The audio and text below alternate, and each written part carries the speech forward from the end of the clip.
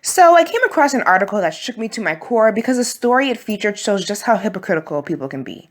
Basically, there's a popular family on Instagram, a very beautiful family consisting of a married couple, their 4 kids, and they also have a cute little dog. So, recently, the mom, whose name is Leslie Lewis, announced that they will be expecting their 5th baby, which is just so exciting. But here's the problem. Instead of the news being met with warm congratulations, there were some people rudely questioning her decision to have another child. Like, really? Am I missing something? How can someone have the audacity to question a mother for wanting to increase her own family? Common decency is clearly extinct these days. Anyways, I love the mother's response to all the foolishness. In part, she wrote the following. So I don't usually publicly address the negative Nancys and Patty Pauls that find it necessary to judge my life choices, but a number of people have been commenting and even having the nerve to send me DMs regarding my pregnancy. I thought y'all was done. How can y'all afford 5? Listen here, I am a married adult. I have one baby daddy. This post isn't by any means intended to shame or offend anyone whose situation is different. I don't appreciate getting messages about birth control and questions like, how did this happen? End quote. She then went on to talk about how she and her husband are a parental unit that works hard and are currently raising good people. Period. Their Instagram is at @thelewis_show, so give them a follow. Now, I knew mommy shamers existed, but I didn't think they were this wild and bold. What made this whole situation especially interesting is the fact that it highlights a blatant double standard. People are questioning this black family's financial ability to have kids and whether or not they should have a big family in the first place, even assuming that the pregnancy was accidental. Whereas other families are not only applauded for having large families, but they are given whole TV shows. How hypocritical and unfair is that?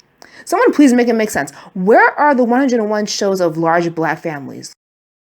Oh, wait, we're not allowed to have large families because we should be following respectability politics. According to dictionary.com, respectability politics are the set of beliefs holding that conformity to socially acceptable or mainstream standards of appearance and behavior will protect the member of a marginalized or minority group from prejudices and systematic injustices.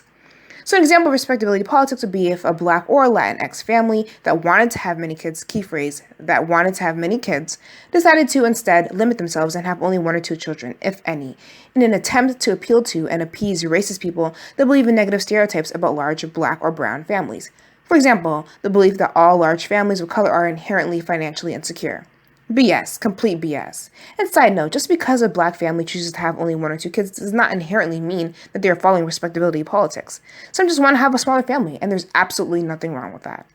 The reason why you shouldn't follow respectability politics is because A, you deserve to live the free and great life that you want to live, and B, it never works. You will still be discriminated against no matter how respectable you force yourself to be, since they will never see it as being enough, and that's just facts.